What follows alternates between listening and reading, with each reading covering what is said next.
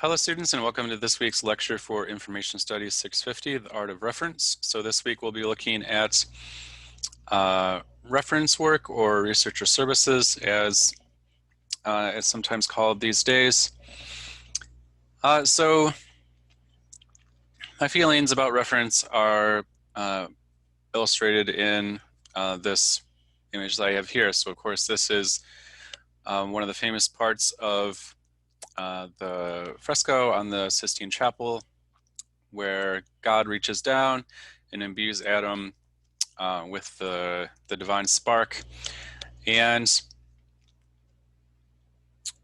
I feel like when it comes to reference work, the archivist is reaching down and imbuing the researcher with the spark of knowledge and with the spark of archival collections and how to use them, and a variety of other types of information, which we will talk about later on in this lecture.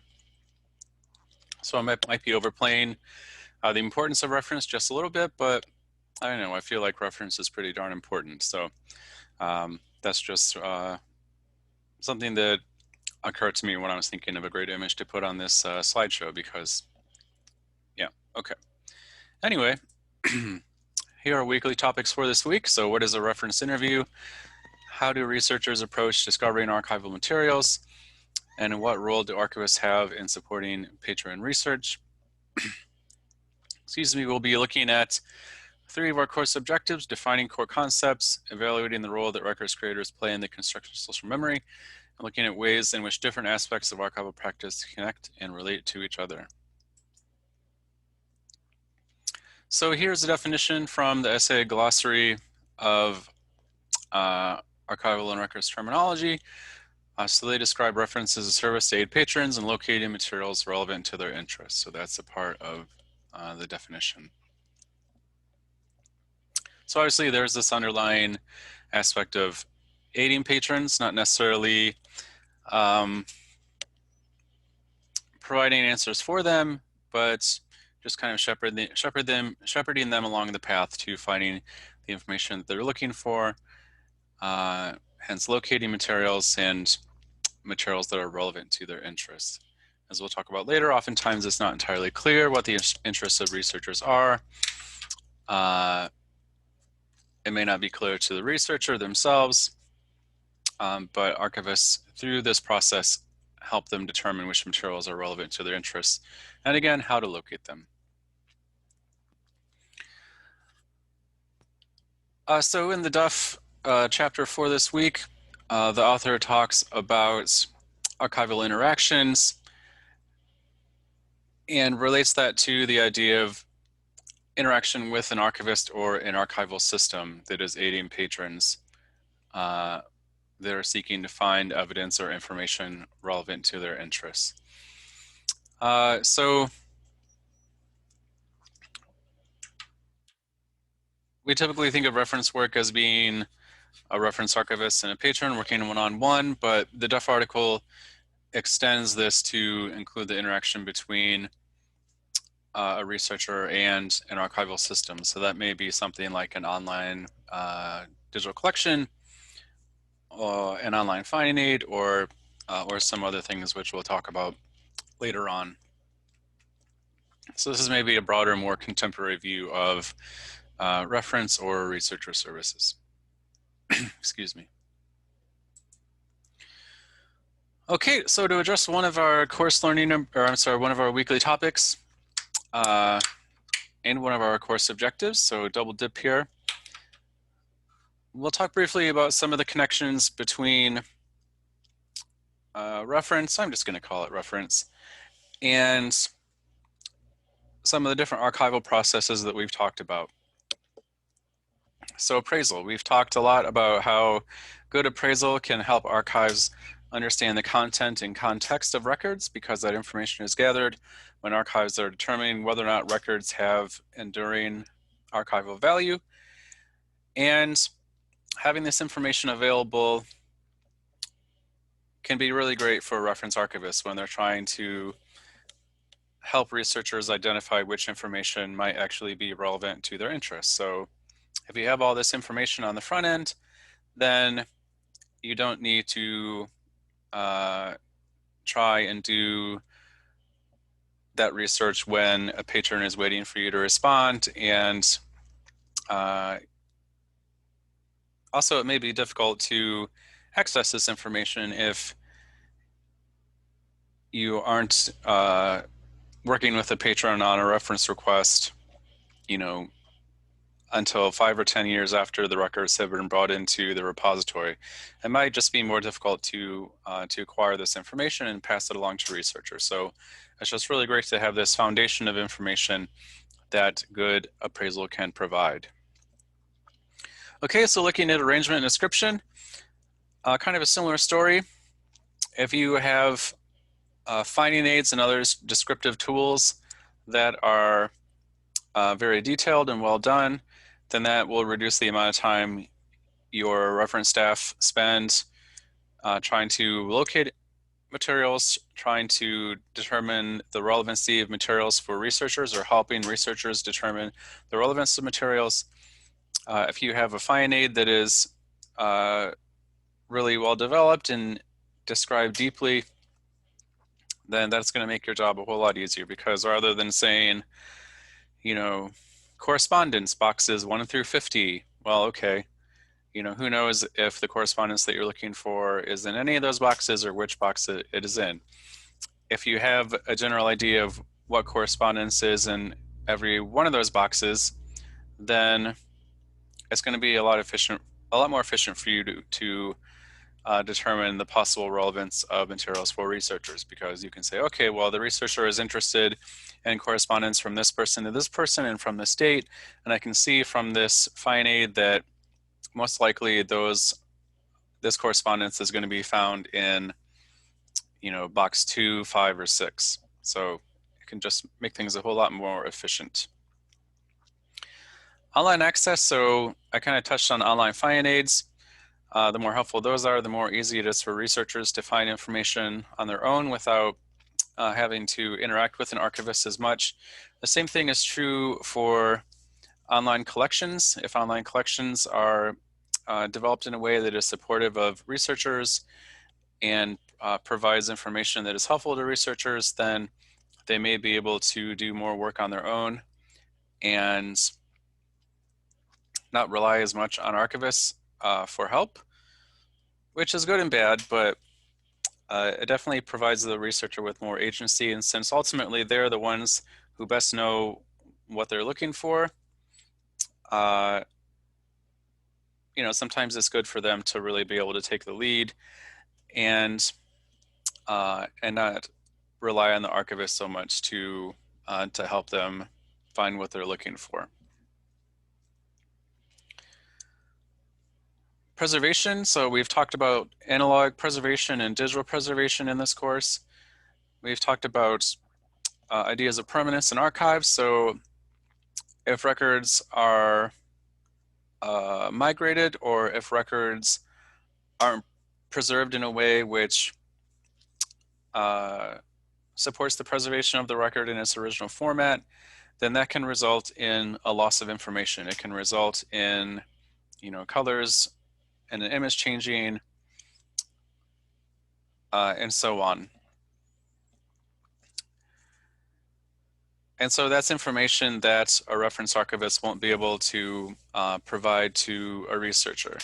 So if preservation isn't done well, then that can really impact the body of information that a reference archivist will have to share with people who are interested in a particular record or a particular collection. And we'll also connect reference to outreach, which is something that we haven't talked about before.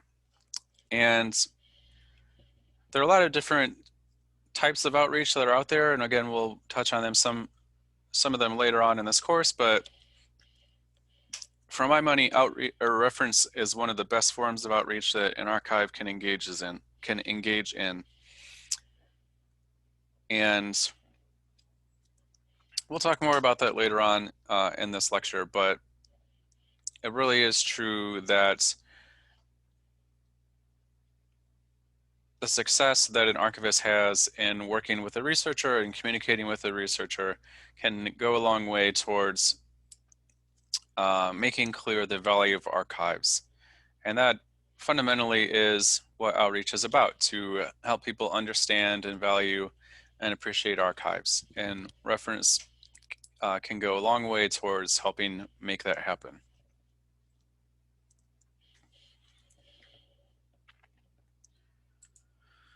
Okay, so we'll talk about some of the things that reference services provide. This is actually from the first edition of the Currents book.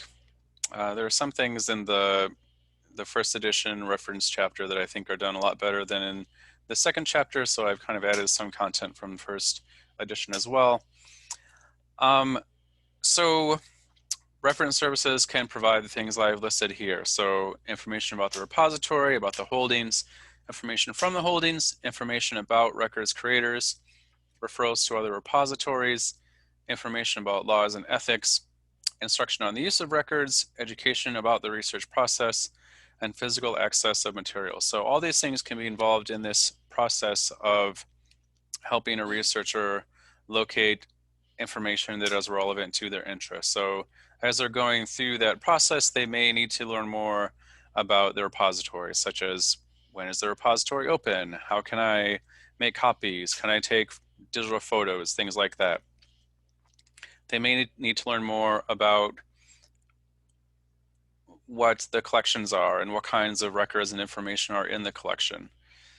They may need to find some way to actually access those collections and work with the records.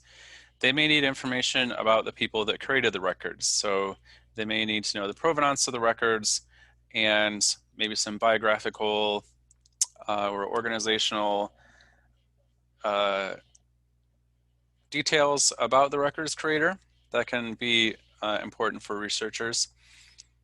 You may need to refer them to other repositories if what you have isn't quite what they're looking for, or if what you have is great, but there's another repository that also has information that might be helpful. That might be something that you do. You may need to tell them how to use their records in a legal and ethical manner.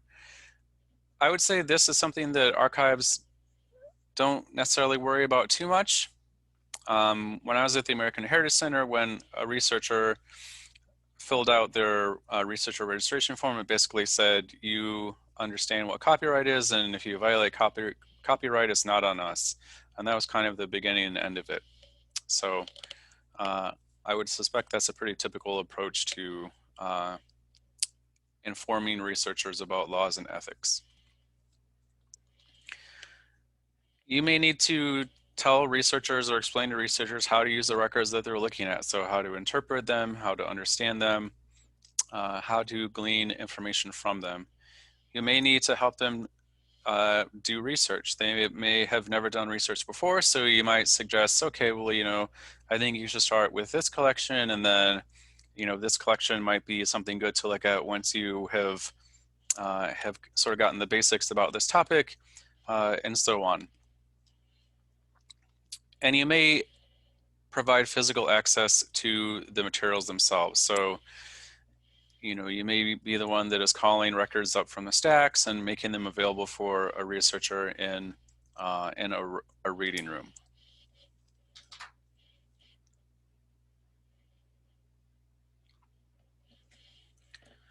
So as we'll talk about in just a minute, these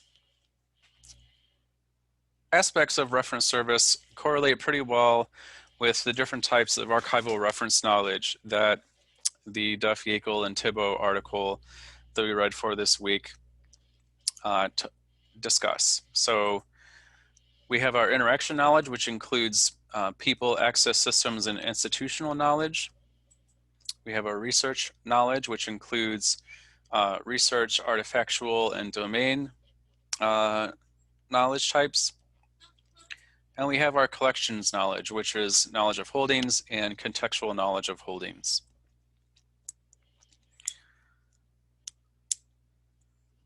So it's important to note that how and if these different types of archival reference knowledge are employed will depend on the researcher's needs. So a researcher isn't necessarily going to need to know how to do research. Maybe they've already done research before, so you don't have to sit down and explain that to them. They may not have a really detailed or formal use for records, which is going to demand that they understand the paper that a record was printed on, which would be more artifactual knowledge. They may not necessarily need to know how records in your archive are related to each other, or how records in your archive are related to records at other archives. So contextual knowledge of holdings may not be that useful for every researcher. And it's also going to depend on the archivist's experience and skills. An archivist may not really understand the different aspects of records and what that says about, how they were created and used. An archivist may not really understand which fields of study their collections support well. It may take a while for an archivist to develop an understanding of the contextual knowledge of their holdings. So there are a lot of factors that can go into determining how and if these different types of archival reference knowledge are actually used. You don't necessarily want to go overboard and provide researchers with a ton of information that may be interesting to them, but if it doesn't really meet their informational need, then you're just kind of taking up their time and maybe confusing them. If a fourth grader is trying to, create an exhibit about, I don't know, civil rights protests in Milwaukee, you probably don't need to sit them down and talk about the different film stock that was used to create the photographs that they're looking at. It's just kind of outside of their interests and outside of their needs. So a part of reference work is knowing which of these to deploy and when to deploy them. And again, that will depend a lot on the researcher that you're working with and your own level of skill and experience. And a lot of these can take time for you to really be comfortable and competent using them. So it may take you a while to have a strong knowledge of your archive's holdings, because every archive is different, and it just takes a while to know all the things that are in your archive and how they might meet a researcher's interests. It may take you a while before you're able to efficiently teach people how to use your access system. So your online collections or your databases or your online catalog and things like that. So a lot of these just take time to develop. Okay, so to look at some of the services that our archives or reference services provide, we'll go through and we'll make some connections with the types of archival reference knowledge that we talked about. So information about the repository is going to be strongly related to the institution arc. So again, what hours are you open? Can I stand on a table in the reading room to take digital photographs? No, I've seen it happen before. And so on, just the overall policies and information about the repository. Information about the holdings, you would be looking at knowledge of holdings, contextual knowledge of holdings, maybe some domain knowledge, so knowing which fields of study your holdings are really relevant to and support, and artifactual knowledge, so knowing details about the creation of the records and being able to share those details. Information from the holdings that will be more closely related to access, so being able to help researchers actually pull information from the holdings and be able to access them. And again, this may take place in person, it may take place online. Information about records creators, this is going to be tied again to holdings. Contextual, so knowing how different records creators are related to each other and how they connect to each other and how their collections might connect to each other. Domain, again, knowing which fields of study different records creators might be related to. And artifactual, so what does the composition of a record say about the person that created it, and how might those two things be related? Referrals to other repositories, this is going to be closely tied to contextual knowledge of holdings, information about laws and ethics. The closest correlation that I could come up with is access, because you're going to want your researchers to access your materials in a way that is ethical. But again, this isn't one that archivists really have a lot to do with, at least from my experience. Instruction on the use of records, this would be closely tied to our research arc. Education about the research process, again tied to research. Physical access materials, again, would be tied to the access arc. Now, there is one type of archival reference knowledge that is relevant to all of these services that reference or research services provide. And you could really make the argument that it is the most important type of archival reference knowledge that an archivist can possess. And that is people. Knowing how to interact with people and being able to do so in a polite and helpful and supportive and friendly manner is the most important skill that a reference archivist can have. And fortunately, it's one that is fairly easy to learn and I think comes naturally to most people.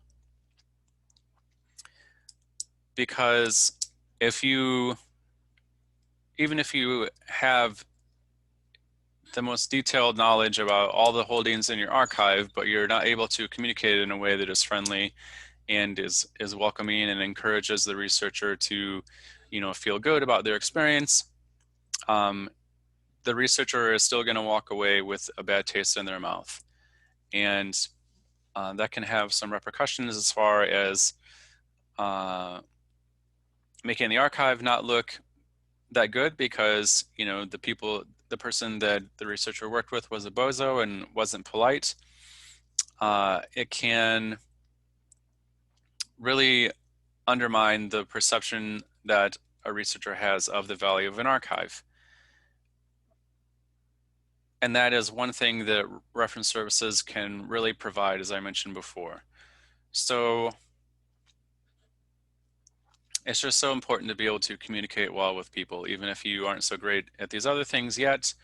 There's always an opportunity to be friendly and helpful and supportive. And that's a really good type of archival reference knowledge to possess and to refine as you continue your work as a reference archivist.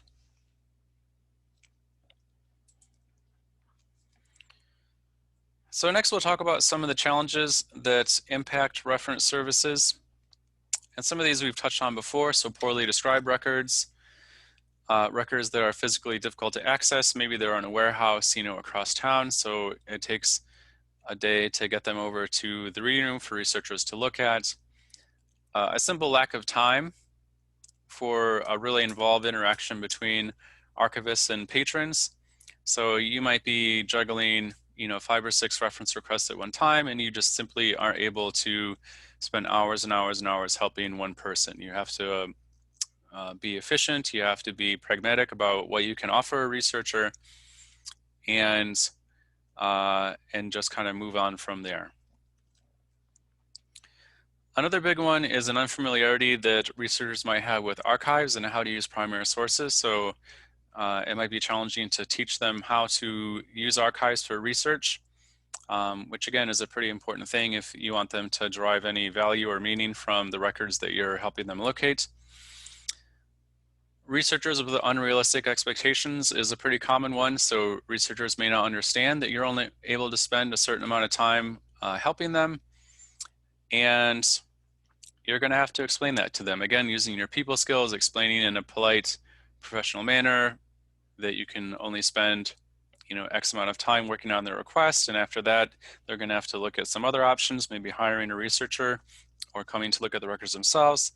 And it can be a touchy thing to explain. But again, if you have good people skills, then it's something that you can do tactfully and politely.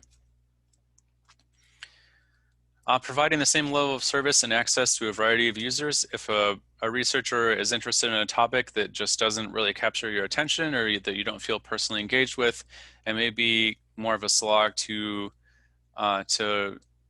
provide them with the same level of service as a researcher that is interested in, I don't know, baseball or cats or whatever it is you have a strong interest and connection with. If a researcher is doing something that you don't really think of as being very meaningful or really in depth, then you might think, okay, well, this is kind of a dumb project, so I'm not really going to work too hard on this request. But ideally, you should be providing equal footing to all researchers, no matter what they're looking for, and no matter what type of use they're going to be making of your records. And then there's also this balance between access and the protection of records, which is something that we've talked about a couple of times in this course.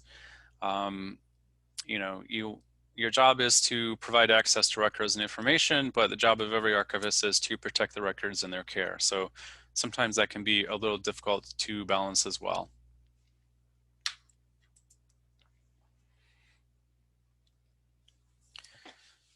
So next we'll look at kind of the broader picture, which the Duff article or chapter in the second edition of the occurrence book mentions. So these different types of archival interactions. So they may take online, which is increasingly common these days. So either via email or social media.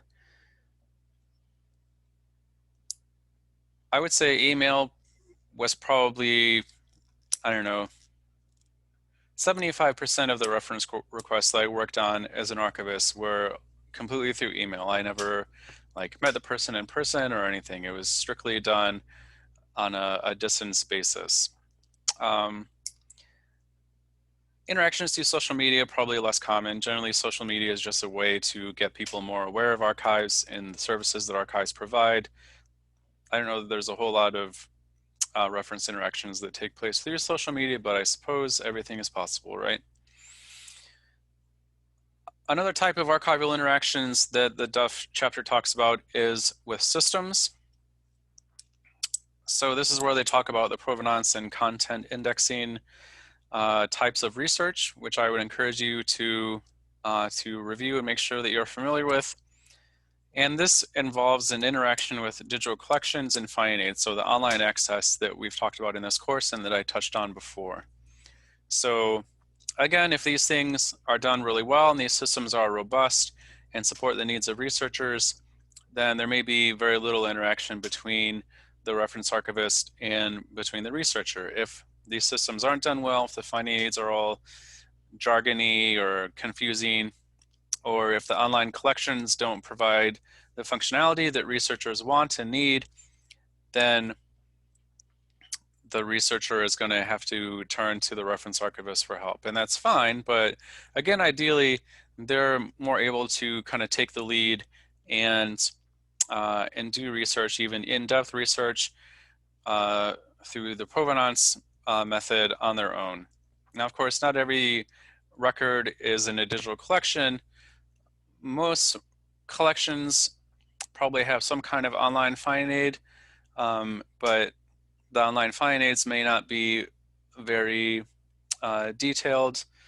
So, there's definitely a possibility that these online systems won't be sufficient and that someone will end up having to email a archivist or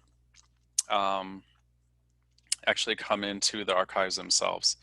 And again, that's especially going to be true with more detailed and heavy-duty research, such as research that is going to be more likely to include the provenance method that the Duff chapter talks about. And finally, we have instruction. So this is where a researcher comes in and they're interacting with a an archivist at the reference desk. The Deaf chapter also mentions tutorials like on YouTube or some kind of classroom instruction, which is a fairly common thing that archives will provide. So there are a few different ways that within the broader researcher services universe, a researcher might attempt to find information that is relevant to their needs. And again, these are going to have varying degrees of interaction with an archivist. It may range from very little interaction if these online systems are really robust and the researcher is able to find what they want, with very little to no communication with the archivist, to more of the instruction types of archival interactions where the researcher is actually sitting in front of you and you're talking about their research need and possible records that might be relevant and useful to them. They're all valuable, and it's good that researchers have a variety of different options for how to interact with archivists in order to solve their informational quest.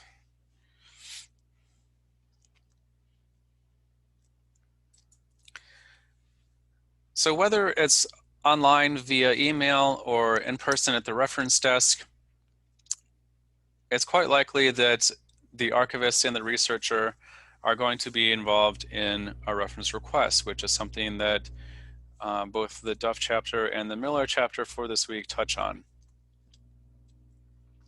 So the Duff chapter describes some aspects of a reference interview or some goals of the reference interview. So the author talks about how some of the aims of the reference interview are to clarify the search request. So a researcher may not really know what it is that they're looking for, and a reference archivist, by using their archival reference knowledge, can help a researcher think more clearly about exactly what type of information they're looking for.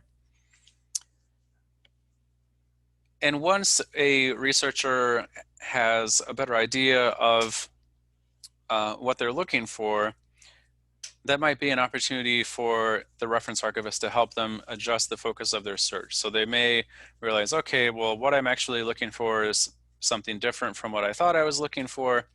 So what are good potential sources of information for me to look at? Another good thing for a reference interview to do is to characterize the expected results of a search. So to say, if you look at this collection, I think that you'll find this. Or if you are interested in this person's papers, then you might find this type of information contained within them. And another good thing that a reference interview can do is to stretch the boundaries of the search space, to really recommend collections that maybe exist outside of the archive that a researcher may look at as well, or maybe additional topics that the researcher might find relevant to their information need. So again, using the archive reference knowledge types that an archivist has, just encouraging the researcher to think critically about what they're looking for and providing possible avenues for them to explore in order to find that information. And as Miller notes, how in-depth and how engaged a reference interview will be will depend on the needs of the researcher and their research experience. If a researcher is very experienced, then they may not really need you to stretch the boundaries of the search space. They may already know what are some other good sources that they might look at. They may not need you to clarify their search requests that much because perhaps they've researched this topic before and they have a pretty good idea of exactly what they're looking for. Less experienced researchers may need an archivist to be more involved in a reference interview and help them figure out what they're looking for and where to look and what they might find, and to provide some other suggestions of resources that they can interact with.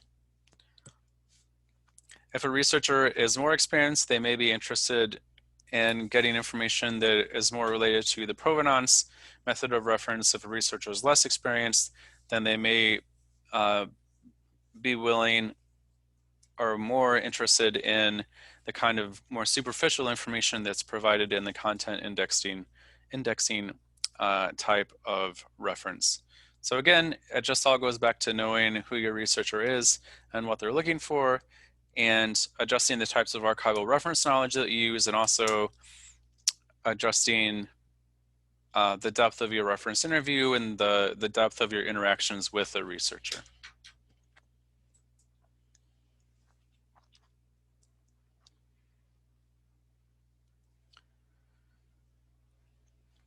So some other things that a reference interview might provide are information about which collections may be relevant. So again, looking at knowledge of holdings, contextual knowledge, domain knowledge, how to access records contained in those collections. So looking at your access archival reference knowledge type, how to consult the records that are contained in a collection.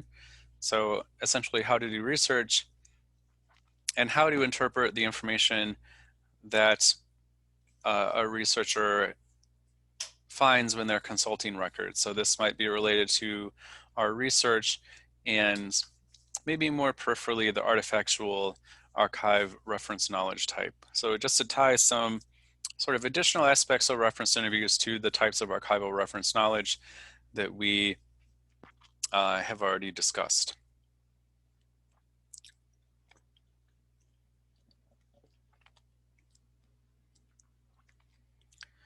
So it wouldn't be a lecture in this course if we didn't talk about curatorship and archives.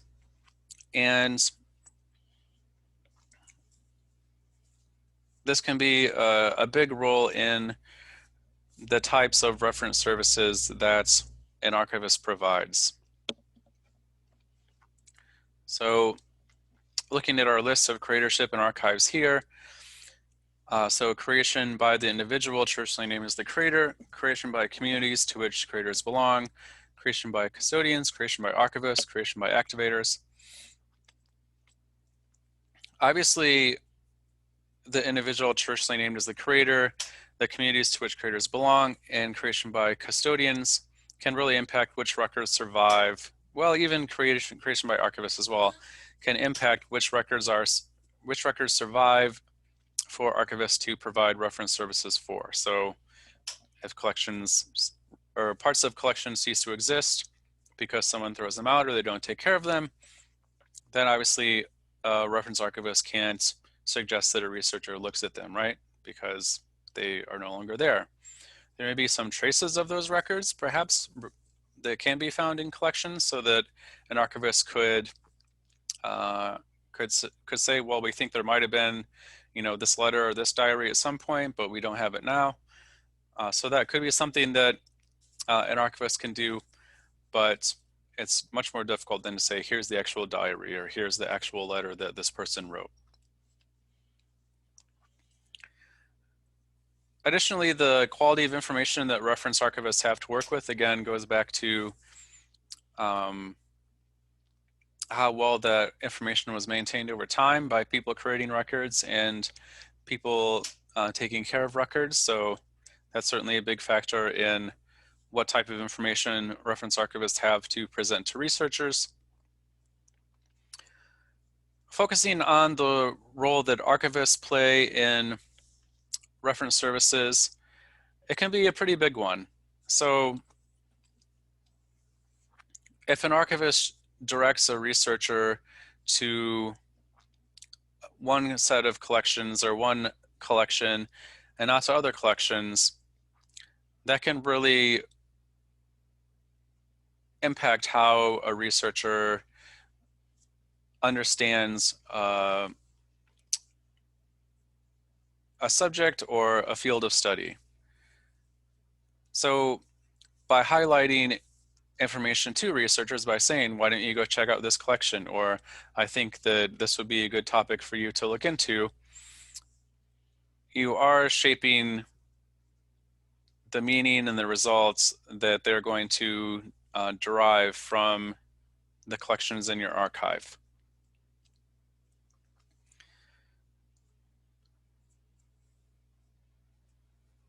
We've talked about value judgments a lot in this course, and in a lot of ways, reference services can be a value judgment. It's essentially saying, I think that these records are valuable to your research, and I don't think that these records are as valuable.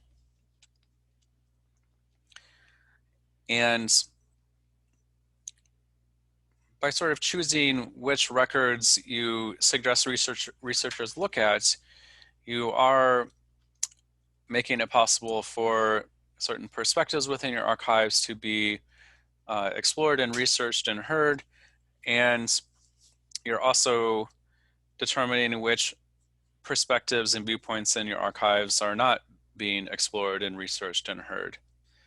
And that can be a pretty powerful position for archives to be in, because intrinsically people are going to trust archives, and they're going to trust that archives are being objective and comprehensive in the information that the archivist is providing. And if the archivist has some kind of bias that gets in the way of them providing objective information, then that can really impact the information that the researcher is exposed to and the ultimate product of their research.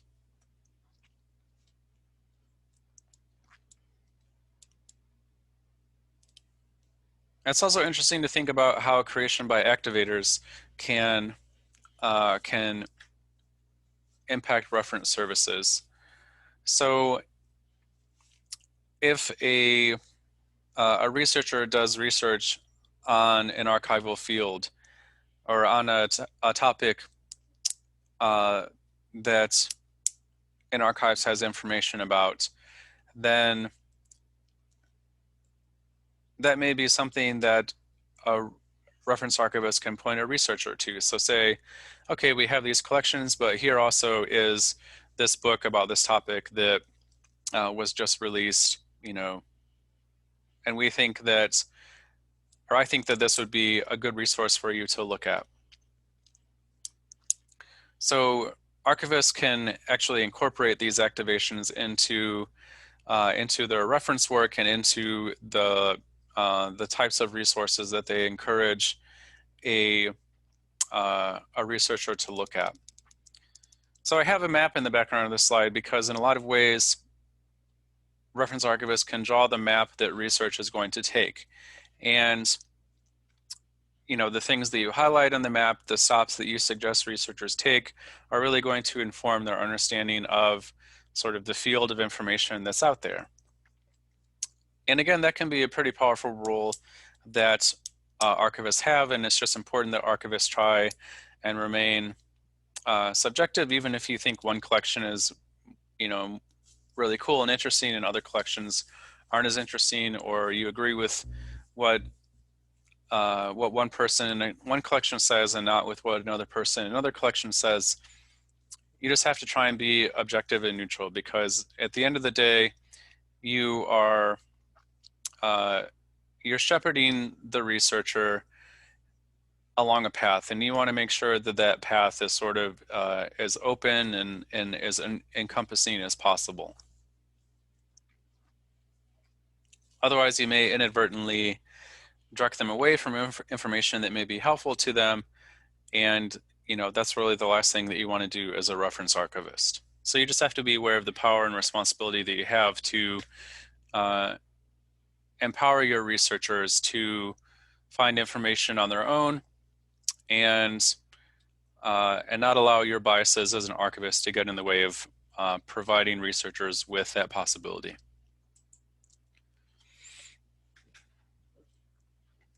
One last thing that we'll touch on is the importance of documenting reference services. So this is something that the Miller chapter discusses on page 254 and 255.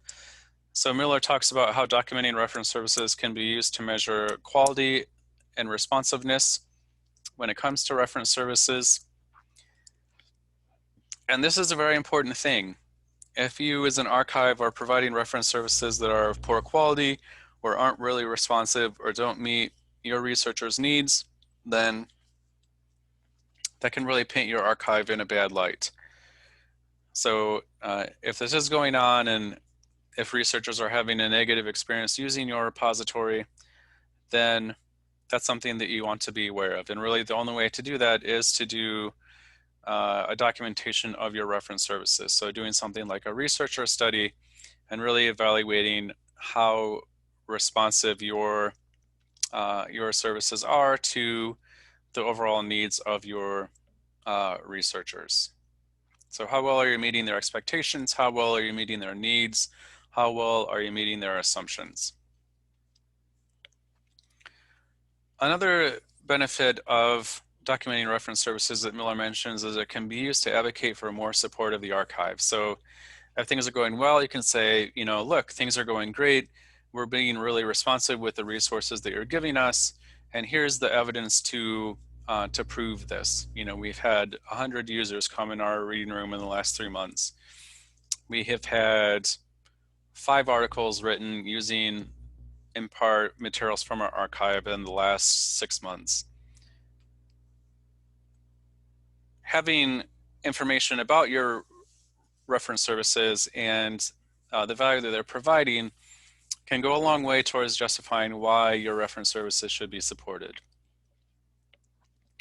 Conversely, if you do some kind of research or study, or you document your reference services in some way and you discover that things aren't going well, then that's another justification for asking for more support. It's maybe not a position that you want to be in, but if you're saying, you know, we're finding that it's taking us 3 weeks to get back to a researcher when they ask us a question, can you provide us with more staff in order to help us answer these reference requests?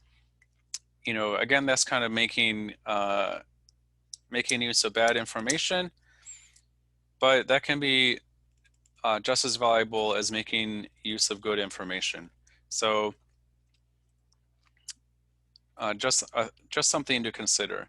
But you're not going to know what any of these things are going on if you aren't really careful and proactive about documenting the reference services that you're providing and having data that you can analyze and use to better your archive. Okay, so there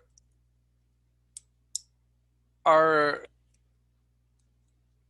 some strong connections between documenting reference services and doing outreach, or I guess advocacy would probably be a more accurate term to use to describe this. So if you document your reference services and you know what kind of uses are being made of your records and how well your different services are working, so how well your online finding aids are working, how well your online collections are working, then that's something that you can really use for internal advocacy. It's something that you can demonstrate to the shareholders or the stakeholders of your institution that have a lot of influence in determining how successful your archive is going to be and what kind of resources your archive has to operate. So if you are able to document all the uses that your materials are getting, again, you can say, you know, look, a lot of people are using our repository, and we would really like you to consider giving us an additional staff member or allowing us to buy this software or whatever infrastructure your archive needs. If you can demonstrate that your reference services are really thriving because you're able to respond to every reference request within, you know, a week, that can be a really powerful argument for the value of your archive and the value of your reference services. So having this information can serve as a strong internal advocacy tool. It can also serve as a strong external advocacy tool because, as I mentioned before, reference services are one of the best ways that archives can demonstrate their value. If a person comes to an archive with an information need and an archive is able to help them solve that information need, then that really demonstrates the value that archives have. It is when something helps me as a person, I value that. If it makes my life easier, I value that. That is something that that I can recognize as having a tangible, positive benefit in my life. And reference services are really the best way that archives can demonstrate that to people in the general public, to people in society. So that can encourage people to be more supportive. You know, the archives helped me. I would really like to help the archives in some way in the future, whether it's donating collection material, donating money, talking to my friend who has some collection material that might be really useful for the archive, talking to my friend who is the provost at a university about supporting the archives a little bit more. So that can be a very positive thing for archives. And it's going to be difficult for archives to be able to respond well to researchers and to demonstrate this value if they don't really know how well they're doing, if they aren't documenting their reference services and learning how responsive and how beneficial their reference services are.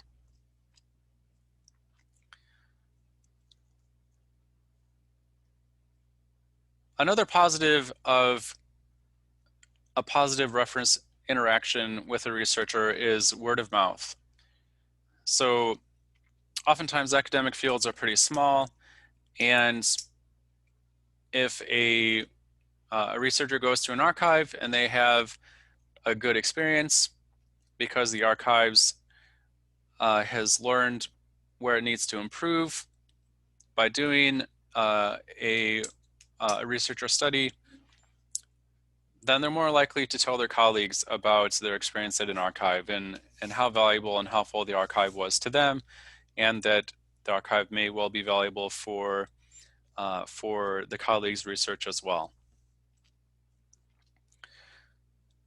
So this word of mouth and this ability for archives to demonstrate the value, again, really are based on the archives knowing, A, if they're doing things well, and B, if they're not doing things well, what they can do to improve. And it's really difficult for that to happen if there isn't some kind of documentation of the reference services that archives provide and some picture of the overall quality of those reference services. The very last thing that you want as an archive is the most public-facing aspect of your archives, which is typically going to be researcher services, to be something that people interact with and come away thinking, wow, you know, that was a terrible experience. These people are grossly incompetent. They weren't able to help me with anything. And, you know, I'll step on a dead rat before I ever set foot in that archive again. You want them to come away thinking that your archive is valuable and helpful and that they do play a positive role in society. And having reference services that are strong, that are able to be responsive to researcher needs as a key step in making that happen. And again, it's going to be difficult for that to be the case if you aren't aware of possible shortcomings in your reference services. So the documentation of reference services that Miller talks about is a very important thing for archives to engage in. It takes time, it takes effort for sure, but in the long run, is something that can be extraordinarily beneficial for an archival repository.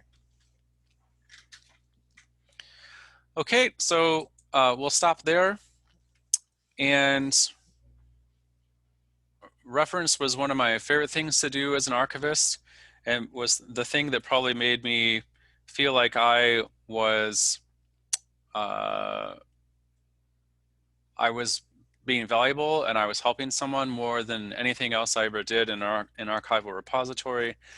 It can be difficult, it can be stressful, but when you do help someone and they say, thank you, you know, you helped me find records related to my grandmother, or you helped me finish my thesis on time, it can put a nice warm feeling in your chest. And, you know, there aren't a ton of things that that people do regularly that can do that, but archival reference is one of them. So it really is an important part of what archives do, and it really can be an interesting and invigorating and um, affirming experience to provide reference services. So I hope that it's something that you are able to do in the future, whether as an archivist or a librarian. And I hope that our discussion this week gives you some things to think about as you continue to learn more about reference and as you possibly work as a reference archivist or librarian in the future.